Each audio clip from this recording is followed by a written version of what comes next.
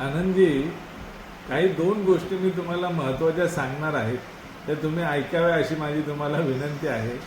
सांगायचं तात्पर्य असं, जीवनामध्ये जगत असताना माझे गुरुवर्य बापटसाहेब नेहमी सांगायचे की पैशापेक्षा माणसं जपली पाहिजे. कारण पैसा हा कधी येतो कधीही जातो, पण ही माणसं आयुष्यामध्ये आपल्याला खूप काही देऊन जातात. त्याचं एक छोटंसं उदाहरण आनंदजी तुम्हाला सांगतो की बापटसाहेब नेहमी सांगायचे की बापटसाहेब राहायला शनिवार पेठेत होते. शनिवार पेठेतून SP कॉलेजपर्यंत बापटसाहेब रिक्षाने गेले.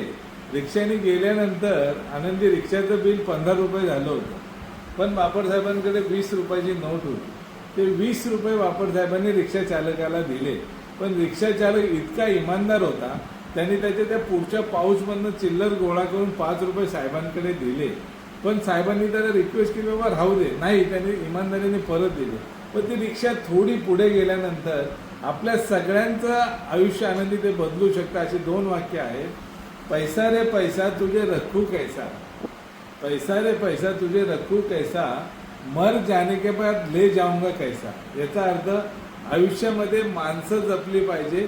माणसं हीच आपल्याला आयुष्यात उपयुक्त पडणारी एक खजिनाच आहे. याचं अमूल्य उदाहरण माझ्या गुरुवर्यांनी दिलं होतं.